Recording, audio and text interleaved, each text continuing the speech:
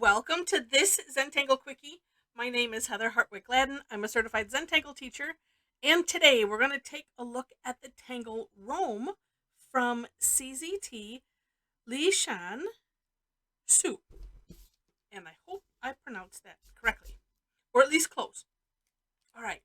This is an awesome tangle. I mean, most all of them are awesome, but I saw this, I was like, "Ooh, neat!" And I like it when that happens.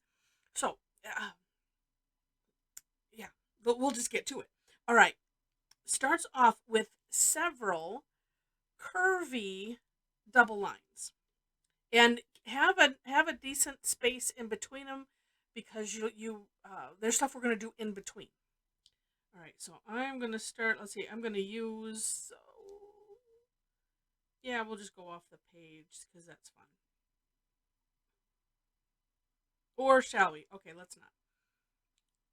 We'll do a curvy border up here because, and I'm gonna, okay, let me turn it, I was gonna break my own rule here. I do like to do the aura where I can see the entire thing and not be looking through my pen. Okay, on that end, yeah, just ignore that. And they don't have to follow any, they don't have to be auraing each other, having them kind of go some way, shape, or form. Contrasting is kind of fun. However you want to do it is great. Okay.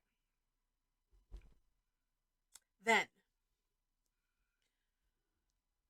in this, various spacings, we're going to do this. This ones are straight lines. Although I'm sure if you wanted to do them wiggly, you could. So I'm just going to put here, and these ones are going to be kind of far apart, like so.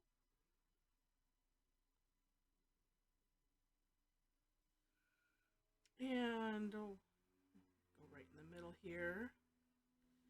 And, yeah, sure. We'll go to this side. Oh, and what the heck, we'll put 3 in here. Just kind of going off the edge. And because I sort of decided I was going to go off the page, there we go. There we are. Okay, this one here. All right. Then this is the part in between that you want to make sure to have enough room for. And so we're going to do another line, double line. Let's see. And I was going, yeah, both of these are going up. So let's see if I can make it go down. And this we're going to do hollow bow behind these, we'll call them pillars that we just made. And if you're not familiar with the hollow bow technique, as you see, I've drawn up to that pillar.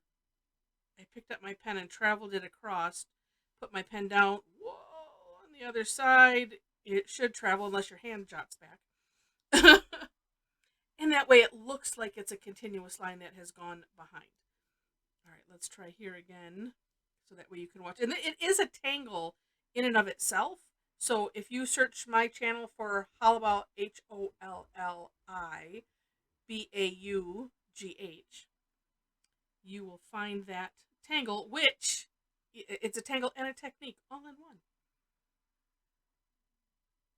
And it is what I call an essential technique because we use it all the time. I want to get this kind of close together. Closer than my normal aura space. Okay. There we go. Oh, and maybe no, I'm just going to leave the bottom one. Okay. Then, from here, we're going to put more kind of pillars, but these ones are going to be double lined and closer together, probably, close-ish like you've done here, and just sporadically wherever you want them. So let's see. I'm going to start one. I'm just going to put one right here. And up to you, if you want to, do multiple sections at a time. And also up to you, yeah, how many you want, where you want them. And if it's a small section like these, I think I might not, just because they're kind of on the border there. Oh, let's just put that one right there. I'm going to come back probably and change my mind on the others. One thing nice about doing a double line is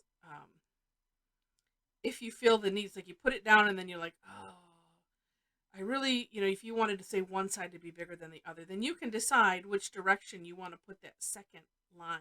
Same thing goes for these curvy lines. I have that happen periodically where I think, oh, this would have been better here or whatever. And or just a skosh up or down or whatever. Like I said, it's a nice course correction. And also make sure to turn your tile so you're comfortable. Oh, let's put one. Let's go right here. Like I said, and I'm not paying attention to what's already there. I'm not on purpose trying to make sure that, oh, it doesn't line up. We're just not even thinking about it. Thinking is overrated, by the way. All right. Next step is rounding. We're going to become an expert at rounding after this one. So to round is, all of the corners. Is going to carefully start at the, the top line. That is probably the hardest for me. And I'm going to actually turn the tile to get it a little bit more comfortable. And then sometimes, if you have to just keep playing with it, just keep playing with it. And yeah, having your tile at the proper angle for you makes a difference. So I am enjoying doing these corners from this tile direction right here. So as you can see, I'm just doing the one side because we're going to do all of them. And not, let me look. No, and not inside these big pillars that we first did on, everything else.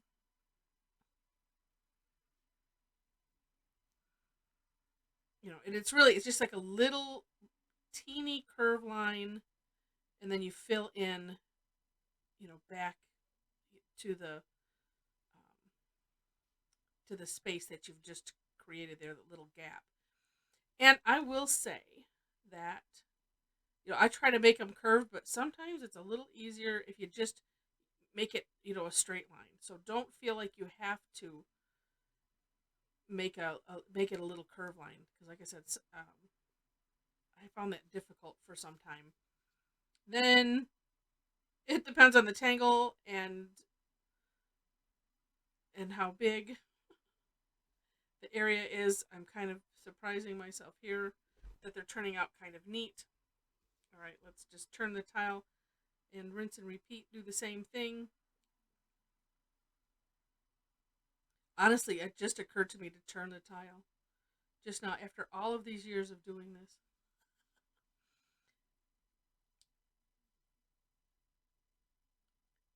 Because I used to just think, oh, it's just a little easy little stroke there. No. And then I'd get frustrated. Well, I'll do like this. So it's not going to be perfect. And maybe just because I just jinxed it. And when it's not, you just extend it a little bit until you get it where you like it.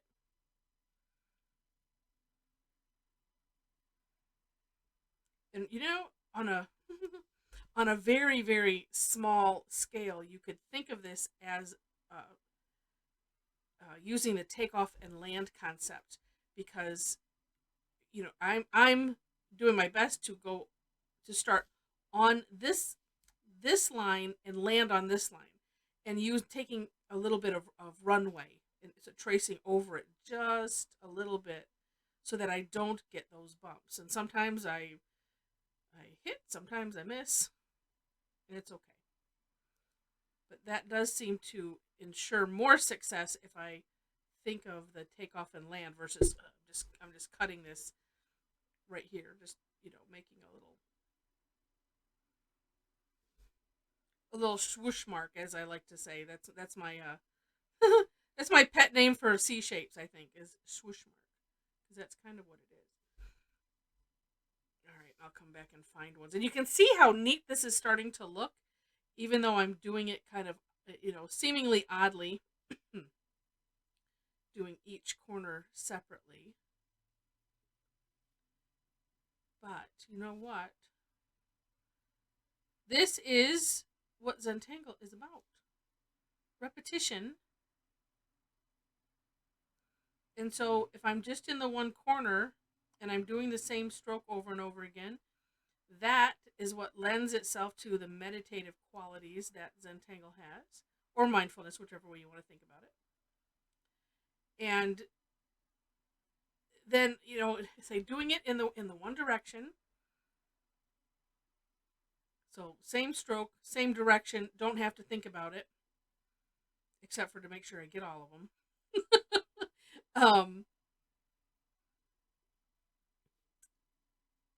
But then turning the tile, all the way up here, I'm missing those ones. Turning the tile and then doing the same thing again, not having to reposition anything or think of, all right, great, I have to do this backwards now. Oh, that type of thing. We don't have to think that way. So again, that's what makes it repetitive. That's what makes it a mindful exercise. So finding ways to do this, even something simple like this, is helpful. Now, I will say, because it's more continuous versus some tangles that you take a minute, you look back at your step out or whatever. There's just more break in between the steps. For this type, you might just take a little hand stretch every so often. Maybe stop for a minute, look at an opposite wall, and try to focus your eyeballs on something, so that way, we all don't need to go get glasses, because we're so used to just working small, and then that's it. And then, of course, with Zentangle, breathe. Breathing is a good thing. I think sometimes when you're doing something like this and you're really uber focused, not that you're not breathing, but it's just like, no, just every once in a while, make sure to take a nice, good breath. As I tell my music students, breathe into your toes, so you get a nice full breath, using all of the area in your lungs, not just the top part. Okay. And then if you're doing this where you have partials, just have to be careful to remember which ones are more of the pillars and which ones are not.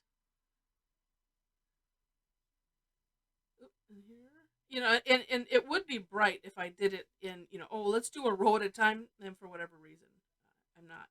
I guess that makes it more fun. It's like like hidden pictures, something. Let's see, where else did I miss? Oh, and let's get this right over here. Okay, yeah, and if you are doing that, these little little teeny bits, make sure you get those as well if you have them, because as I like to say, it makes it convincing, like as if this was a pattern that you just cut out of something else. All right, I think I got them all. If I didn't, I'm sure that you were yelling at the screen, but I think I got them. I'll see when I do some shading. But isn't that neat looking? The rounding is so amazing. And this makes me think of the Tangle boulder builders. It's just differently constructed. It has a different look, but it's similar. And it's really, really neat. So this would be a great background, a great fill-in. If you wanted to do some shading, I'm only thinking about these, what look like boulders. And again, I'm just going to do a little C shape or an L shape on one side. And then we'll decide what we want to do with those, the pillars. Could just leave them as they are.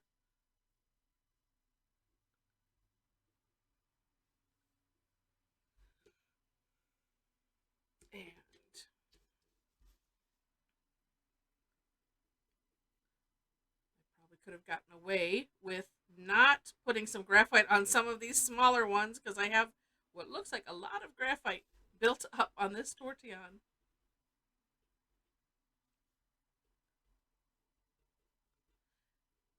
And I want to smooth it to the point where I don't see that initial line in there. But that is just a me thing. I try to be light, have a light touch, and use the side of the pencil so it doesn't dig in and create, create a groove or create something that's hard to blend out.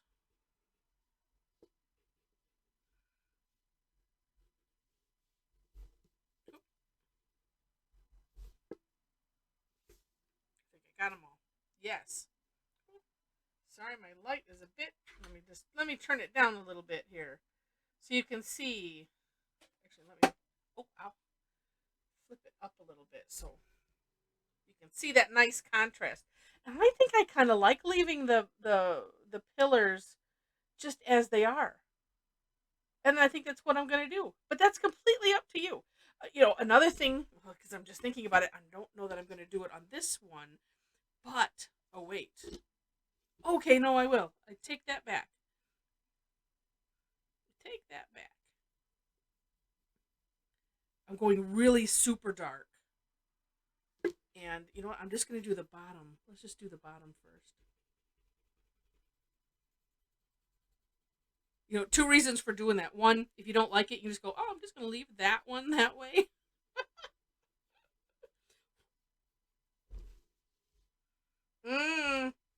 Look at that. As I like to say, this never gets old. I'm just going to do the bottoms. It's so magical. So magical. All right. And this, you do have to go darker. And one trick with that, if because I know some that are like, oh, that's scary. And it's okay. You could always just put some down. Take a look at the result. And then if you feel like, oh, you know what? Maybe just a little bit more. And again, using the pencil on its side so that way you don't have a point that's digging in. And actually, the second time around, I just want to blend that additional into what's there, but like just keeping it right underneath that base. Wow. Wow.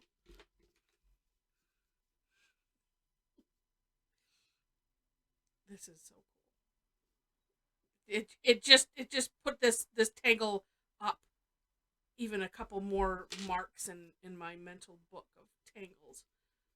Because how cool is that? There's one called Gertie. That's what all of a sudden I thought about that with this line, and I did something similar, and it was like, oh my gosh, look at how that pops,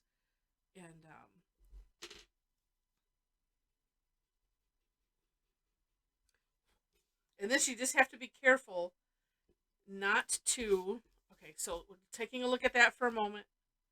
Yeah, super cool, but I really feel the need. Wait, let me just look at it again. Yeah, no. Oh, let's see. See, that looks really cool like that. And so here's what I'm debating on, and maybe you're thinking the same thing. What if we put it on the other side too? And so I'm thinking, yeah, I think we want to do that. And again, I'm just going to start in one place. We'll see what it looks like.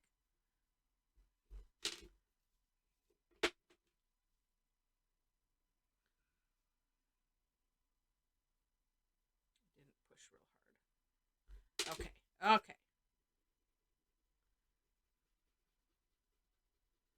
And do I want to have like a drum roll? I have to get some sound effects.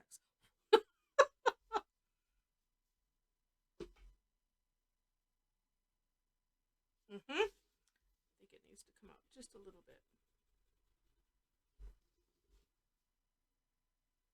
Yeah, so now what we've done is we've just recessed like this row into the background and kept this here up above. Now you just have to be careful to keep that graphite out of that line. And I haven't done such a great job of that. But at the same time, you don't really notice because it's darker on the outside. Uh huh.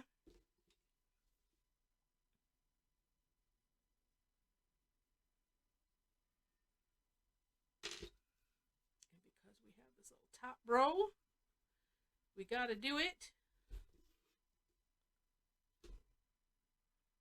neat. Neat. It almost looks like shelves or something. Let's see what we do if we turn it this way, because sometimes that's neat too. Turning it a different direction gives it a little bit of a different look. And oh, there we go. That helped. That helped. Yeah. Just had to change the angle of my light thing. Haha. Super neat. I think it looked fine without any shading as well. I think every step of the way it looked really cool. So it just depends on what you want to do, what your project is, um, and or maybe just your mood at the moment that you're tangling, and that's so much fun. So neat tangle. Hope you enjoyed it. If you did, would love to have you click on like. Feel free to share it. If you liked it enough to see more, would love to have you be a subscriber to the channel. Just so you know, I post daily. I always post a daily quickie, and then there are some times when I do online classes almost twice weekly, and I do my best to get those out. And so sometimes there might be 3 posts out. I try not to do more than that. If I've got more than one replay ready to go, I try to at least not do them all in one day. Just because I know myself and my own habits is like, oh, that person has uploaded 20 videos, oh, and I and I just say that as a warning. And then also make sure that you check the notifications for YouTube. Usually just hit that little bell and make sure that they are set how you like them. I personally don't like my phone blowing up with things, so I just turn off the notifications. So I'd rather have you have no notifications and stay a subscriber than to say, "Oh, she posts so much," and then unsubscribe. I would hate that. So anyway, I just shared that little tidbit. In the description section, you will find links to the step outs. I always do my own version, as well as link to the originator of the tangle. Below that, link to my website and our amazing Facebook group. If you happen to be on Facebook and want to join in a group with a bunch of active tanglers, we would love to have you. Just forewarning, I do have two required questions to be a part of the group. So, um, I kind of I use that as a gauge because we want to make sure to have good conversation, good sharing, and good focus uh, and tone on the group, and so that's how we do it. All right. Anything else? I can't think of anything. So with that, thanks so much for watching, and I wish you happy tangling.